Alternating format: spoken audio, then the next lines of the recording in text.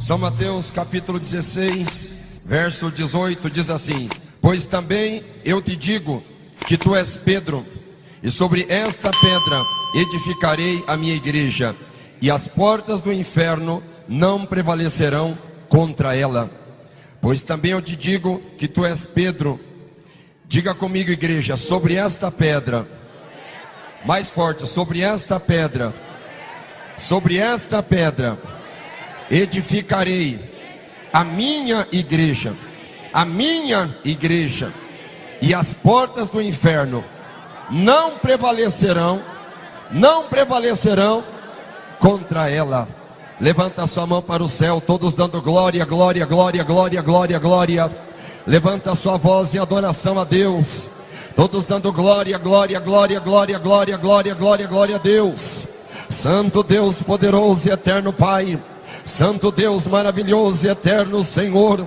Deus Criador do céu e da terra, nesta hora gloriosa estamos aqui, Senhor, pedindo que o Senhor venha, meu Deus, falar através da Tua palavra. Venha revestir o Teu povo com Teu poder agora. Venha, meu Deus, fazer uma obra tremenda no meio do Teu povo. Restaura a Tua igreja, restaura Teu povo, restaura a minha vida, restaura, renova as nossas forças, nos fortaleça neste novo ano, para que possamos, ó Deus, andar na Tua presença, ser abençoados, honrar a Tua santa palavra. Fala conosco, em nome de Jesus Cristo. Quem dá glória a Deus? Quem dá glória a Deus? Podem glorificar ao Senhor com uma salva de palmas bem forte, bem alegre.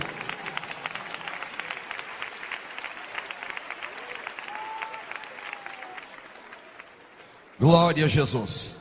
Meus amados irmãos e ouvintes da palavra de Deus, nós encontramos aqui uma declaração extraordinária do Senhor Jesus, uma declaração do Senhor Jesus para a igreja, mas isto eu posso entender como uma reação para uma declaração que veio antes dessa, a declaração de Pedro. Pedro faz uma declaração maravilhosa, e o Senhor Jesus responde com uma declaração mais poderosa ainda.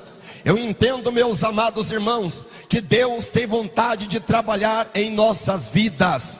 Deus tem interesse em fazer coisas grandes por nós, mas nós precisamos também ter ousadia. Nós precisamos ter coragem, nós precisamos nos posicionar, nós precisamos muitas vezes dizer algumas coisas que precisam ser ditas, fazer algumas coisas que precisam ser feitas, porque eu entendo que isso também agrada aos olhos do Senhor. Certa feita o Senhor Jesus faz uma pergunta: quem é que o povo por aí está pensando que é o Filho do Homem? Não é que o Senhor Jesus estava com crise de identidade, não. O Senhor Jesus, muito seguro de si, Ele sabia quem Ele era, Ele sabia de onde Ele veio, e Ele sabia para onde Ele voltaria. Mas quando Ele faz esta pergunta, é para testar o nível de espiritualidade e o nível de sintonia do colégio apostólico. E pode ter certeza que de vez em quando Deus nos provará. E a prova, muitas pessoas pensam que é motivo para se desviar. As pessoas pensam que é motivo para se abater, para se desanimar, ou para diminuir o ritmo. Não, senhores, quando Deus nos prova, é porque Ele tem a revelação de um estágio superior para colocar na nossa vida. Ele tem uma posição maior para nos elevar. E Ele faz esta pergunta. Uns dizem, estão dizendo que é Jeremias, já disseram até que é Elias, outros estão dizendo que é um dos profetas. Mas Pedro, ousado, nem que seja atrapalhado, nem que troque os pés pelas mãos, Pedro faz uma declaração gloriosa. Ele diz: eu sei quem tu és, eu sei quem tu és. Alguém aqui sabe quem Jesus é? Levanta a sua mão aí. Eu sei quem tu és o Messias. Tu és o Messias, aquele que haveria de vir.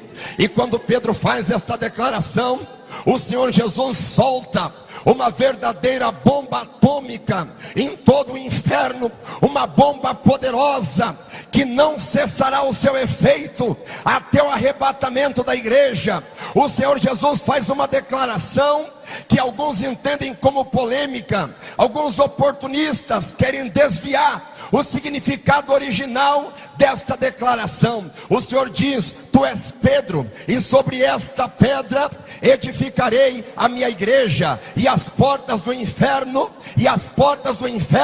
não prevalecerão contra ela. Eu digo aos que me ouvem: as religiões, a política, o poder militar já tentou e vai continuar tentando atacar a igreja do Senhor, mas a notícia é antiga, mas é contemporânea e nunca vai cair por terra. Vai tentar, mas vai ficar tentando, porque não vai conseguir, porque a igreja é do Senhor, a obra é do Senhor, você é de Deus, esta igreja é de Deus, esta obra é de Deus. Aleluia.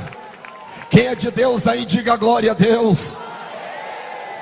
Então, os primeiros intérpretes, sentindo-se donos e senhores da hermenêutica bíblica, entendem que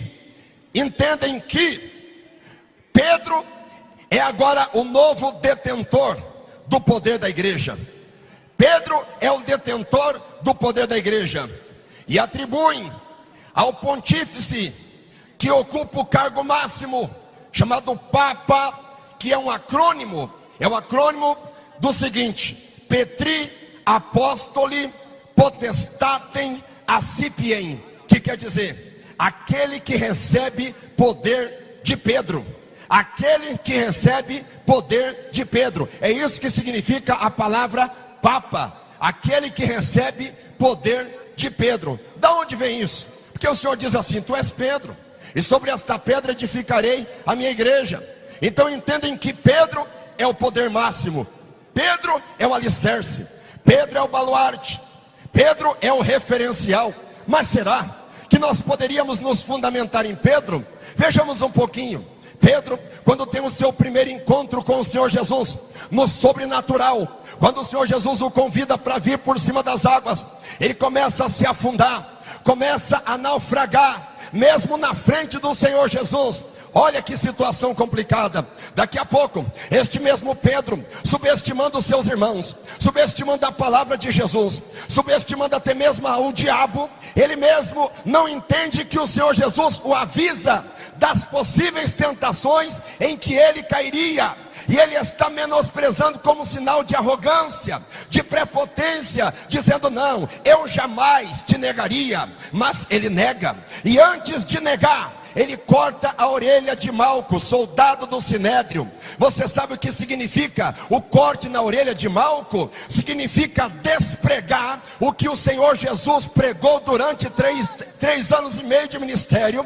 Pedro vai lá, corta a orelha de Malco, e quando é cortada a orelha de Malco, Jesus Cristo pregando o amor, pregando a tolerância, pregando a paciência e a longanimidade, Pedro corta a orelha de Malco, desprega tudo que Jesus pregou. Seria este o líder? Depois que o Senhor Jesus morre, Pedro está no rio, está se banhando, e Pedro está com vergonha da sua situação, e está voltando atrás, e está nadando, está nu, pescando, voltando às suas origens lá atrás, desanimando, está regredindo. Talvez alguns vão dizer: não, mas aconteceu que Pedro se tornou um grande referencial, depois que ele recebeu o poder do Espírito Santo, lá no cenáculo, com aqueles 120 no dia de Pentecostes. Meus irmãos, mesmo depois dele ser um apóstolo tarimbado, cheio do Espírito Santo, cheio de autoridade, nós vamos encontrar em Antioquia, mas uma falha muito grande, que desclassificaria Pedro desta condição de ser a pedra fundamental da igreja. Porque é quando ele está com os irmãos da Antioquia, são todos gentios, e quando ele está sentado com eles, e chegam os enviados de Jerusalém, nós vamos encontrar que Pedro fica com vergonha dos judeus e se afasta dos gentios, e Paulo lhe resiste na cara, porque ele era reprovável. Seria porventura Pedro a pedra fundamental da igreja? Seria Pedro aquele que estabeleceria todos os primórdios da igreja? Eu acho que não. Mas então o que significa este acrônimo que nós vamos entender na palavra do Senhor? Pedro, aquele homem que é uma pedra pequena, quando Jesus está dizendo: tu és Pedro, sobre esta pedra edificarei a minha igreja. O Senhor Jesus está dizendo: ei, você é Pedro, uma pequena pedra, do grego Petra, aliás, do grego Petros. Mas eu não sou Petros, eu não sou a pequena pedra, eu sou a pedra, eu sou a pedra maior. Ou seja, a igreja não pode estar fundamentada em Pedro, a igreja não pode estar fundamentada em João, a igreja não está fundamentada em Paulo, senão ela já teria caído por terra. A igreja está fundamentada em Cristo, e a igreja Deus e Amor não caiu e não cai, porque ela está fundamentada em Jesus, está fundamentada na rocha inabalável, que é Jesus Cristo de Nazaré. Quem está firme nesta rocha, diga glória a Deus. Quem está firme nesta rocha, levanta a sua mão. Quem está firme nesta rocha, levante a sua mão. Quem está firme nesta rocha, glorifica. Quem está firme nesta rocha, da glória. Oh, aleluia. Você está fundamentado em Jesus Cristo, a rocha verdadeira, a rocha inabalável.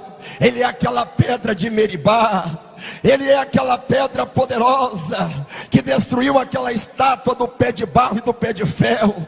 Ele é aquela pedra de esquina, aquela pedra angular. Nós precisamos estar fundamentados nesta pedra, é nesta rocha. Satanás vai tentar te afastar de Jesus, para tentar te colocar edificado na areia, daí você vai cair. Mas se você estiver na rocha, que é Cristo, vem o vento, passa uma virada de ano, passa metade do ano, vem o Natal, vem o Ano Novo, você continua dando glória, continua falando línguas estranhas, continua guardando a doutrina do Senhor, continua orando e Deus operando e respondendo, porque você está fundamentado na rocha. Aleluia.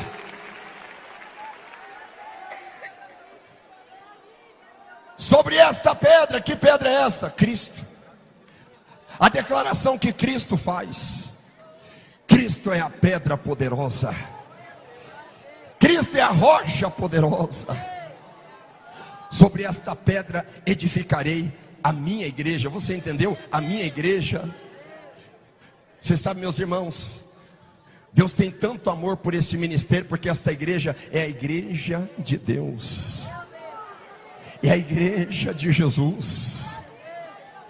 Tem muitas pessoas que já me interpretaram como plaquista, denominacionalista,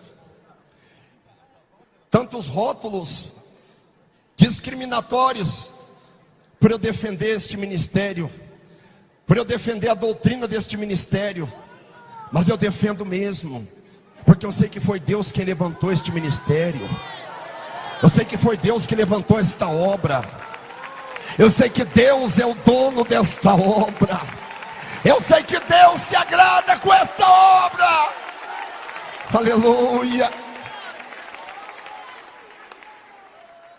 Edificarei a minha igreja, e as portas do inferno não prevalecerão contra ela. Você ouviu? E as portas do inferno não prevalecerão contra ela. Quantas portas ao longo da existência da igreja não têm se levantado? Portas assustadoras, portas perigosas, portas promissoras, que a igreja poderia se assustar e dizer: agora é o fim, agora acabou. Mas o Senhor nunca permitiu as portas prevalecerem. Pelo contrário, quando essas portas se manifestam contra a igreja, quando elas se abrem contra a igreja, é igual o inimigo vindo como uma corrente de águas. O Espírito do Senhor arvora sempre contra ele a sua bandeira. E quer saber mais? A igreja dá um salto para frente e cresce mais ainda. Vai me escutando, vai me escutando. Ó, veja só. A palavra morte, a palavra Sheol, é a tradução do grego para a palavra inferno. Aqui, as portas do inferno.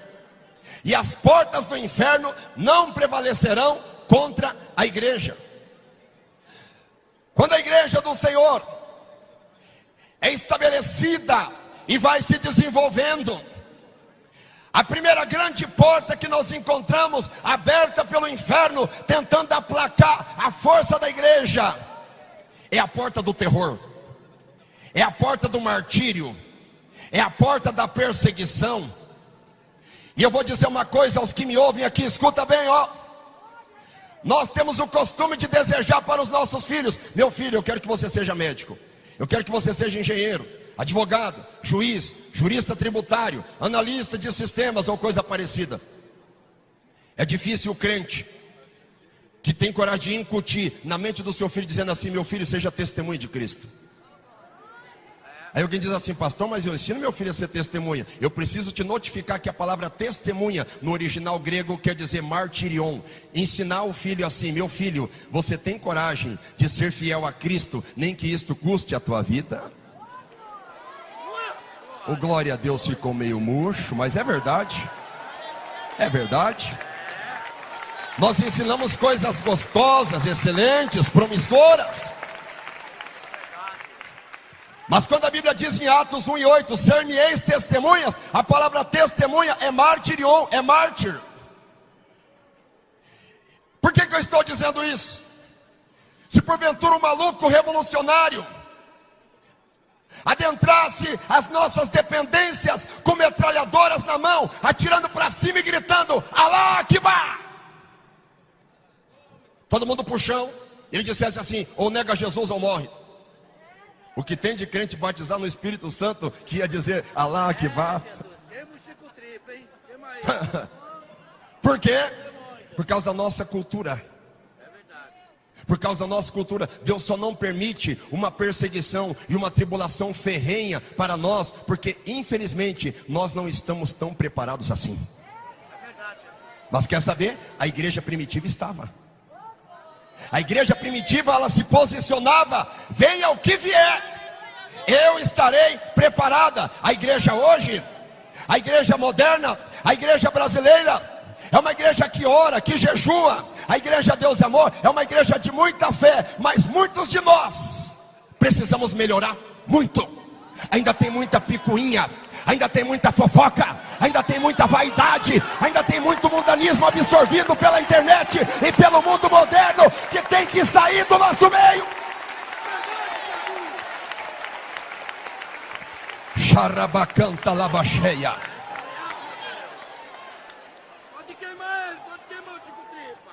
Se você ama Jesus, você tem que ter coragem de morrer por Ele. Aleluia. Quem é que não gosta de ler sobre Estevão em Atos 6? É gostoso ler sobre Estevão, mas eu quero ver a hora que está finalizando o capítulo 6. Eu quero ver a hora que está começando o capítulo 7, quando a situação começa a ficar apertada. Martírio, martírio. E lá está Estevão, um grande hermeneuta, um grande exegeta, um grande teólogo, cheio de sabedoria, mas cheio do Espírito Santo e disposto a ser verdadeira testemunha do Evangelho do Senhor. Estevão, Estevão, aleluia. Ó, e as portas do inferno começam a se manifestar desta maneira contra a igreja. A porta do terror, a porta da perseguição, a porta da ameaça, a porta da morte. Você consegue conceber, você consegue imaginar mulheres sendo puxadas pelos cabelos, crianças sendo puxadas pelas perninhas e as costas raspando nas pedras, ou os pais, os homens sendo duramente açoitados, enforcados e até decapitados, e os seus corpos sendo impedidos de ser enterrados. Esta realidade muitas vezes não nos é conveniente, mas aconteceu com a igreja primitiva. E lá estava Estevão, enfrentando toda essa dificuldade. Foi apedrejado até a morte, apedrejado até a morte. apedrejado até a morte, ele levanta os seus olhos, sabe quem que ele contempla? Ele contempla Jesus de Nazaré. Só que Jesus não está sentado à direita do Pai, não. O Senhor Jesus está de pé dizendo: Estevão, pode resistir, porque as portas do terror não prevalecerão contra a minha igreja. Vai, Estevão, vai, porque eu sou contigo, Estevão. Vai, vai, porque eu sou contigo. Deus é contigo, Deus está falando aqui nesta tarde. Deus é contigo, não temas, não temas as portas do inferno. Deus será contigo. Oh, louvado seja Deus. Oh, pastor, e o que aconteceu? Um anjo desceu do céu e livrou Estevão da morte. Não, ele morreu mesmo. Está na hora de nós nos desprender deste conceito materialista, desta visão heróica, desta visão romântica, que tem que tudo dar certo. Nós temos que entender que o céu é melhor que tudo. O céu é melhor que tudo, dá glória a Deus. Louvado seja o nome de Jesus. E se for para nós sermos cristãos materialistas, imediatistas, se for para nós sermos cristãos que servimos a Jesus somente nesta vida, o apóstolo Paulo em Coríntios 15, 1 Coríntios 15 vai dizer que nós somos os mais miseráveis dos homens. Estevão, a perseguição é dura. Atos 12, pulando 6 capítulos, vamos encontrar que Tiago é morto à espada por Herodes. Depois nós vamos encontrar que o presbítero Pedro é encerrado no cárcere e está preso por 4 quaternas de soldados. Olha o terror. Além do terror, pressão psicológica. Não bastava um soldado, ele não é bandido, ele não é uma ameaça para a sociedade. Ele é uma ameaça, mas não para a sociedade. Ele é uma ameaça para Satanás. Mas por que 4 quaternas de soldado? Uma quaterna é 4, 4 quaternas são 16 soldados. Por quê? Porque é um homem inofensivo, um homem rude, um pescador, um homem iletrado, que não tem tanto conhecimento assim. Porque 4 quaternas de soldado? Porque Satanás, que coordena o terror, ele sabe que Pedro, apesar de ser um só, ele não está sozinho, e ele, cheio do Espírito Santo, ele é uma bomba atômica para explodir o inferno. Louvado seja Deus. É por isso que o diabo te ataca de todo lado, porque ele conhece o teu potencial. Louvado seja o nome do Senhor. Pedro está preso, 4 quaternas de soldado. Mas a igreja orava por ele. A igreja orava por ele. A igreja Deus e Amor é uma igreja de oração. A igreja Deus e Amor é uma igreja de oração. Todos os ministérios do Brasil respeitam isso. E não seremos nós, internos deste ministério, que vamos tentar de uma forma ou outra tergiversar esta verdade que já está fincada há mais de meio século.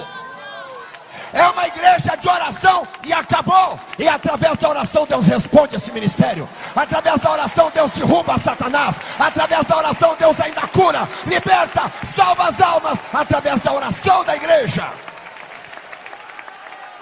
Xaracanta labacheia.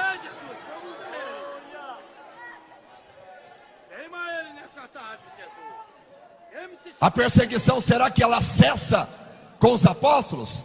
Não, nem com o coitadinho do João, com seus 98 anos. Ele também é pressionado por esta porta, chamada porta do terror. Não para por aí não. Nós vamos encontrar tantos homens de Deus, da igreja primitiva. A própria construção do Coliseu fora construída por um engenheiro chamado Gaudêncio. Ele constrói o Coliseu, que depois se tornaria no espetáculo de morte dos cristãos. Dos cristãos. Morte dos cristãos. Será que alguém tem coragem de levantar a mão e dizer que é cristão aí? Quem é cristão aí?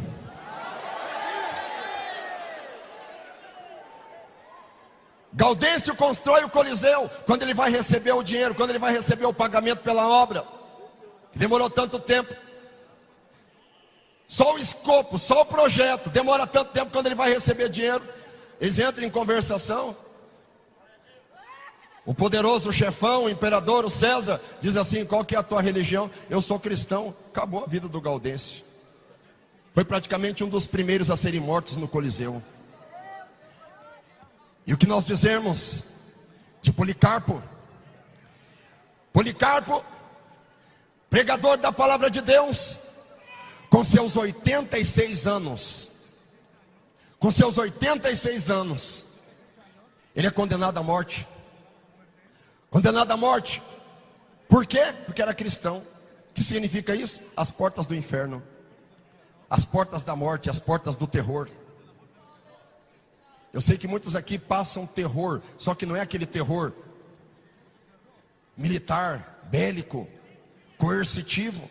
Às vezes é o terror daquela pressão psicológica.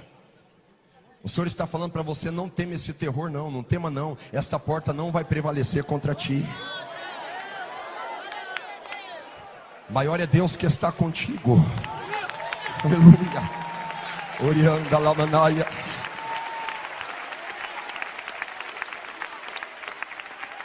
Aleluia. Nega Jesus. Policarpo nega Jesus e diga: abaixo os ateus. Nega Cristo. Policarpo falou: como é que eu vou negar ele, se durante os meus 86 anos de vida, ele foi meu melhor amigo? Nega, senão você vai morrer. E você vai morrer de uma maneira cruel. Você vai morrer queimado. Pode queimar. Estão te queimando hoje? A chama da calúnia está ardendo sobre a tua pele. Aleluia. Jesus conhece tudo isso, mas essas portas não vão prevalecer muito tempo contra ti. Vai até onde Deus deixar. Quem manda é Ele. Oh, meu Deus. A porta do terror. Policarpo não nega. Eles ateiam fogo. Era para Policarpo estar agora morrendo queimado já de primeira mão, de primeiro instante. Era para pegar fogo no seu corpo imediatamente, mas o fogo se apaga. É jorrado uma porção enorme do seu sangue sobre aquela pira enorme de fogo. Os soldados ficam assustados e alguns até se convertem. Depois furam Policarpo com a espada impiedosamente. Ele morre.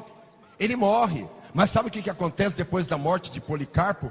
A igreja começa a crescer assustadoramente. Como é que pode? Quanto mais é perseguido, quanto mais esta igreja é afrontada, mais ela cresce. Meus irmãos, nós não temos que ter medo da perseguição nem da prova. Nós temos que ter medo é da indiferença. Nós temos que ter medo é da conspiração silenciosa que quer nos trazer letargia para a gente parar de orar. Quando está tudo bem, a gente para de orar, para de jejuar, para de ler a Bíblia. Mas fica tranquilo, Jeová está vendo esta tua situação. Ele vai mandar a prova. Você vai se movimentar, você vai voltar a orar, você vai voltar a jejuar, e você vai voltar a ter visões de Deus, nem que seja pela prova, mas que Deus vai falar contigo. Ele vai.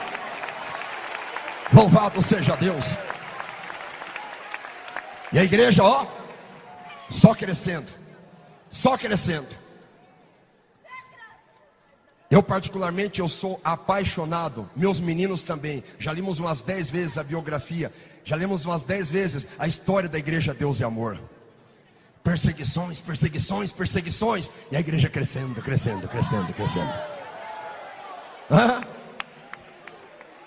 É na contramão da lógica. Parece que quanto mais a igreja é perseguida, mais ela cresce. Nós queremos conforto, tranquilidade e estabilidade. Na verdade, o ser humano, ele tem um defeito que parece que ele quer morrer encostado num barranco, sossegado, aposentado. Você vê, todo mundo preocupado com a aposentadoria. Tem gente com 18 anos preocupado com a aposentadoria. Estabilidade, tranquilidade, moleza. Deus não gosta de moleza. Deus é trabalhador. Eu vejo em Deus alguém que arregaça as mangas e vai. Se está tudo tranquilo é porque alguma coisa está errada. Se está tudo bem na tua vida, está tudo tranquilo, cuidado que você pode estar passando por lá de lá. Você é do exército de Jeová, então você é provado mesmo. Mas você é provado, o diabo se levanta contra você, mas você sempre tem o gostinho da vitória. Quem tem a vitória aí, dá glória a Deus. Aleluia. A igreja cresce. Então entenda assim, ó. Olha aqui. Não pode conosco, não pode com ele, junta-se a ele. Satanás é estrategista. Eu tenho até medo de falar isso, mas é verdade. Quando você está correndo na reta, o diabo vê você vai na reta 200 por hora e você diz: eu estou fugindo do diabo, eu estou tranquilo. O diabo fala assim: não, não tem problema, eu não tenho pressa, eu te pego na curva. Eu estou falando com você que vem para a igreja para mastigar chiclete, colar debaixo do banco, jogar bolinha de papel higiênico em cima do banheiro. Eu estou falando com você que vem para a igreja se desfilar, pensando que a igreja é algum tipo de passarela, com salto alto. Eu vou dar um não para um salto desse tamanho, eu tomara que caia mesmo. Viu? Você está pensando que o Satanás é brincadeira? Eu quero falar também com quem está me olhando aqui, está me ouvindo aqui agora, que o teu coração, você é casado, rapaz, e você fica de olho no espírito sedutor que está por aí. O pescoço fica virando para lá e para cá, quem dera virar 360 graus. O zoião parece uma batata, só cobiçando. Ei, pornografia é pecado e leva para o inferno também. Adultério é pecado e leva para o inferno também. Cuidado, o diabo não é brincadeira. Cuidado. Receba o poder de Deus aí. Receba o poder de Deus aí. Receba. Receba, receba, receba, receba, receba, receba. Xaracanta labalaba xandalabasteia. Aleluia. Aleluia. Aleluia.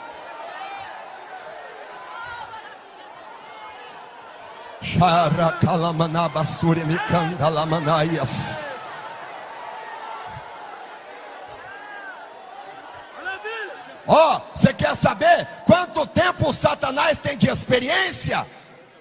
Mais de 4.000 anos, só que nós sabemos. Qual que é a especialidade dele? Antropologia, estudar o ser humano, comportamento do ser humano. O diabo conhece tudo, o diabo mapeia cada movimento, cada pensamento do ser humano. O diabo conhece. Já que eu não estou conseguindo obter êxito nesta ferramenta do terror, eu tenho outra, e outra, e outra. Você vai ler a Bíblia Sagrada lá em Mateus 4 e São Lucas 4. Quando o Senhor Jesus solta uma verdadeira dinamite em Satanás, ele abaixa a cabeça e sai quietinho na primeira. É assim? Não. E lá em Lucas é mais enfático: Satanás ausentou-se dele por um tempo. Enquanto você está aqui nesta tarde escutando esta palavra, Satanás está planejando acidente. O pastor está querendo assustar. Não sei se choque de realidade é assustar para você, mas eu não retiro o que eu disse. Satanás está planejando assalto. Satanás está planejando câncer. Satanás está planejando o pecado para te derrubar. Ele está planejando. Por isso eu te aconselho, quando você entrar neste templo santo aqui, ó, venha para adorar, venha para glorificar, que Deus vai te dar livramento. Louvado seja o nome do Senhor. Louvado seja Ele. Canta lamassuri me canta lamanaias. Aleluia.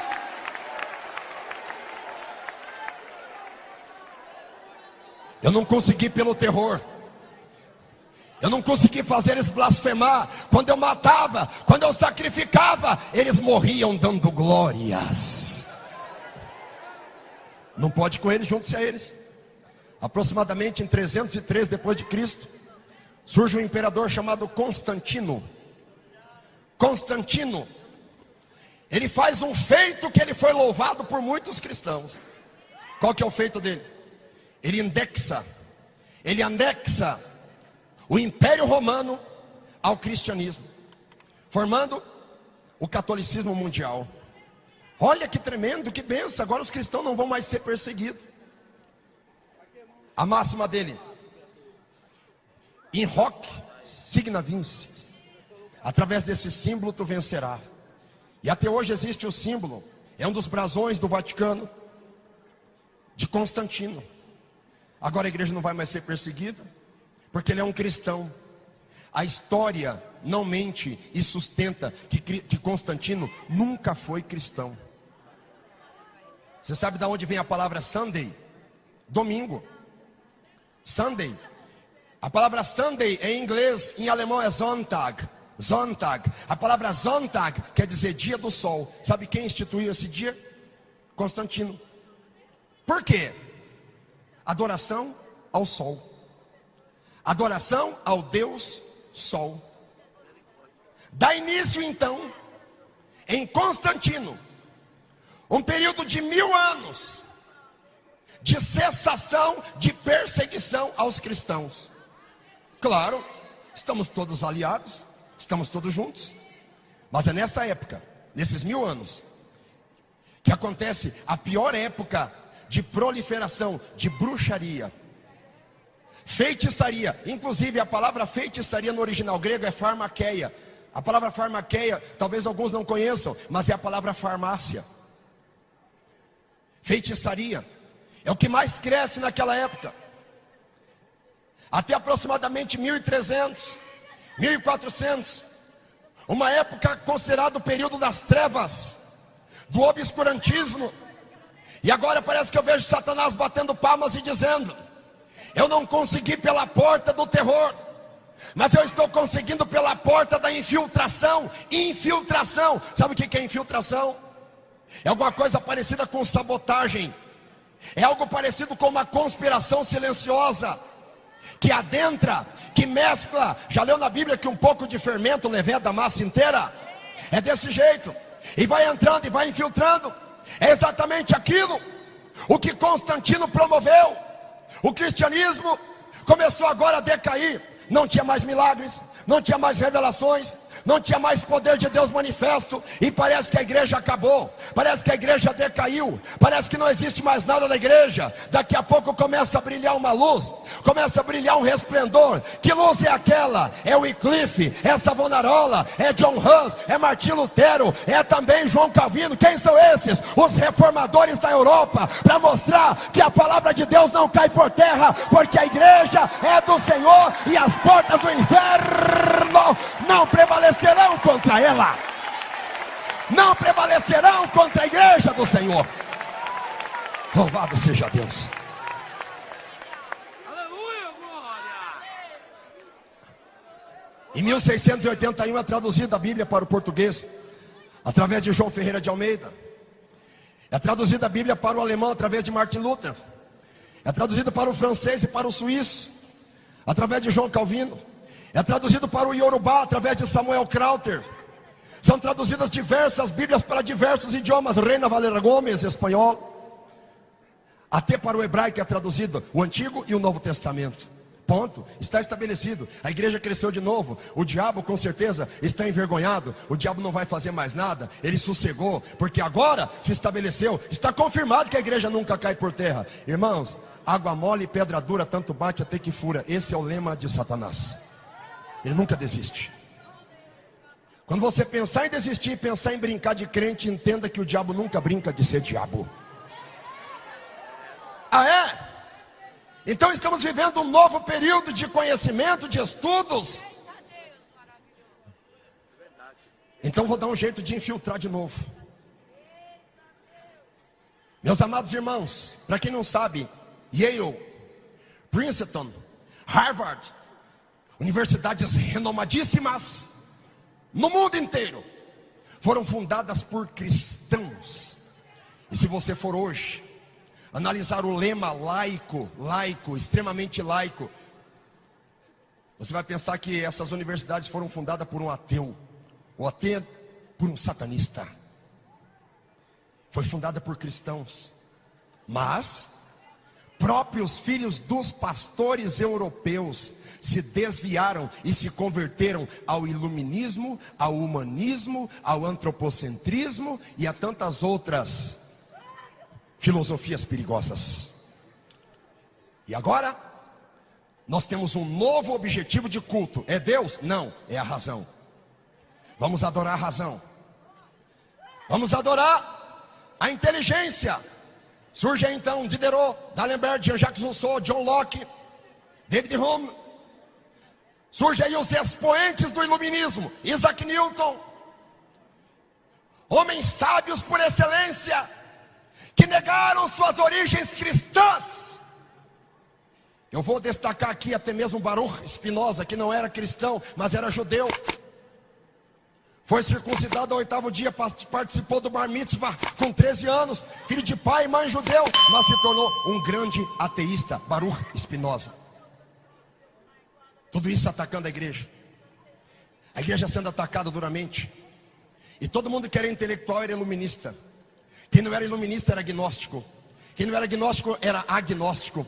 E assim, parece que novamente Satanás está no topo, mas daqui a pouco Jeová começa a levantar de novo Jonathan Edwards, Charles Spurgeon, e assim Deus vai movimentando de novo. Eu quero saber quem aqui tem coragem de se posicionar para Deus te usar, porque você faz parte da igreja. Deus quer te levantar, Deus quer te usar para revolucionar na sua época.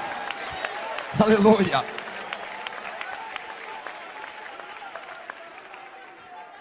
Aleluia.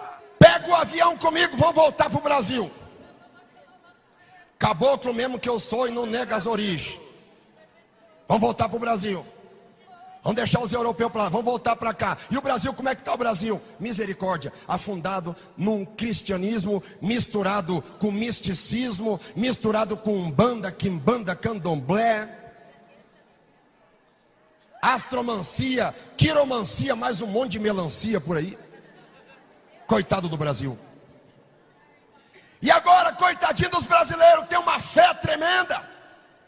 Católico. Tudo católico. O que não é descendente de católico é descendente de macumbeiro, que herdou de religiões afros. Assim é a situação do Brasil, coitadinho do Brasil. Aonde que está Deus do Brasil? Coitadinho do Brasil. E o Brasil enfrenta uma situação de uma fé cega. Cega. O Brasil. Cadê a igreja do Brasil? Existem alguns pontos aqui, outros pontos ali, mas Deus decide revolucionar o Brasil. Em 1962, em 1960, em 1962, Deus se lembra do Brasil e funda a igreja pentecostal Deus e Amor, uma igreja poderosa, uma igreja de oração, uma igreja de milagre, e até milagres que não acontecia desde o tempo da igreja primitiva.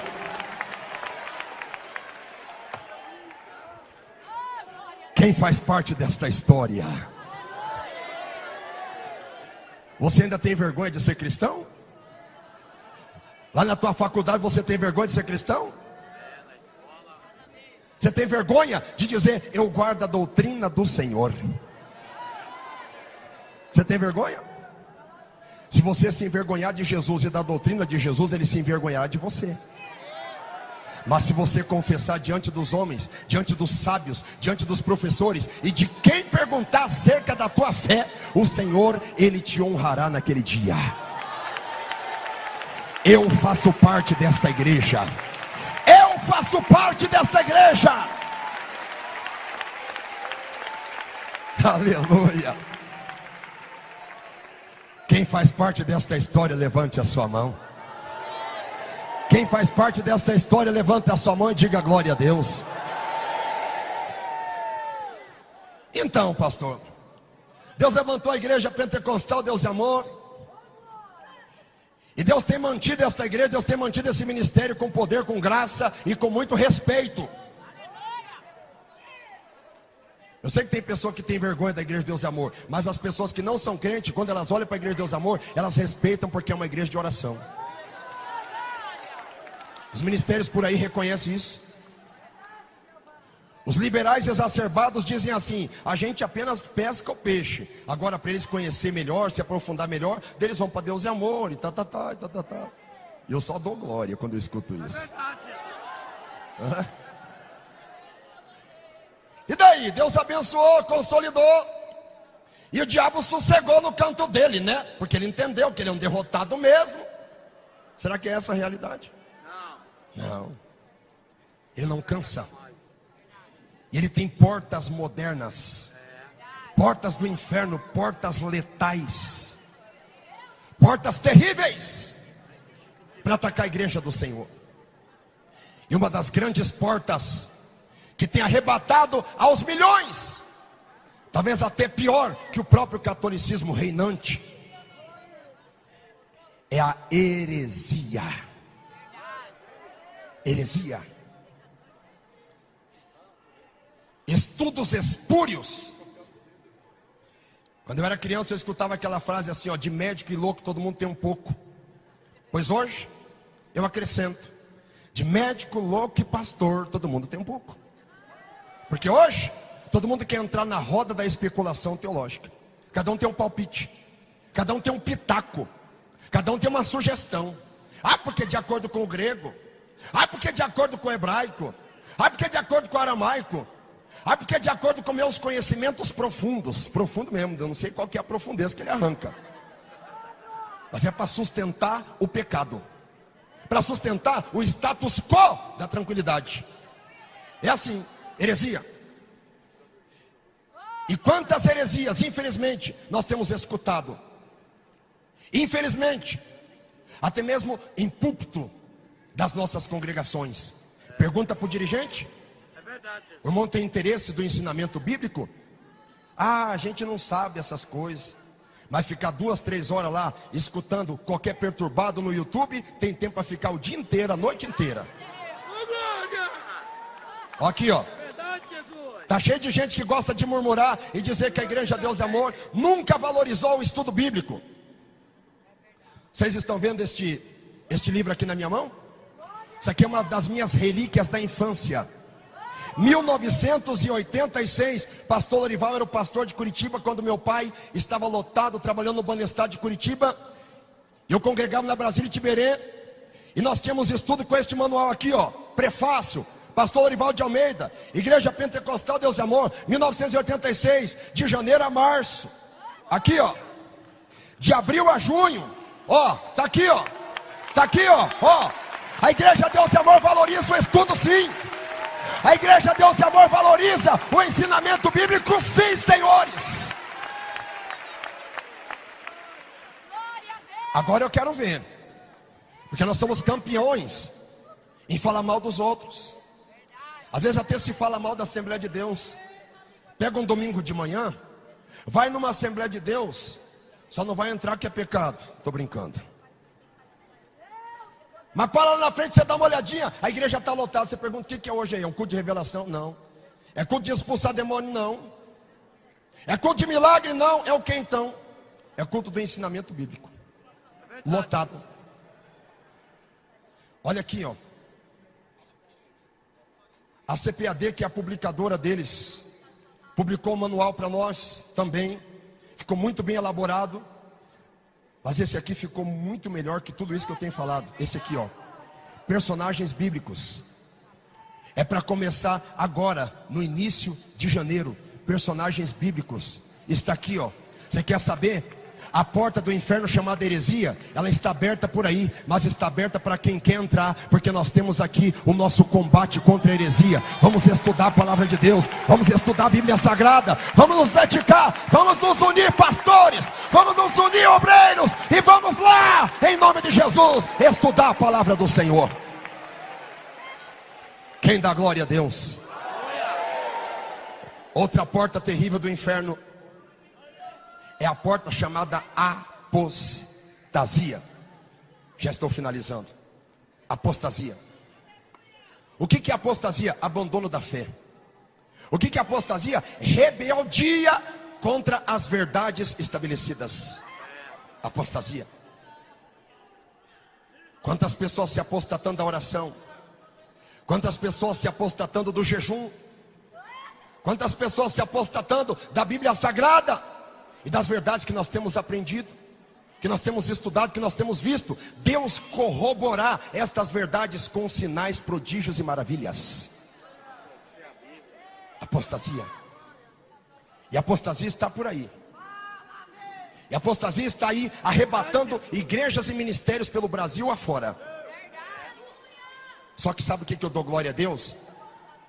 Deus estabeleceu um mecanismo para a igreja Deus e Amor, para combater a apostasia. Eu já falei desse mecanismo e eu vou repetir: a oração. Só que Deus montou um tipo de calendário, Deus montou um tipo de fuso de oração. Já leu Levíticos 6:13? O fogo arderá continuamente sobre o altar, não se apagará. Sabe, meus irmãos, enquanto nós oramos uns pelos outros, nós estamos nesse relógio. Sabe que relógio é esse? Nós temos 24 fusos horários. Enquanto é 4 horas da tarde no Brasil, é 4 da manhã lá no Japão. Tem irmãos da Argentina, da China, do Japão, da Alemanha, do Brasil, do Paraguai, do Uruguai, orando 24 horas, um pelos outros. É o relógio que Deus constituiu especificamente e exclusivamente para este ministério, para combater a apostasia. Diga glória a Deus. Quem quer ter vitória em 2020, aí levanta a sua mão. Quem quer ter vitória em 2020, aí levanta a sua mão. Diga comigo: meu Deus, eu faço parte da tua igreja, e as portas do inferno não prevalecerão contra a igreja, contra mim. Dá glória a Deus. Dá glória a Deus.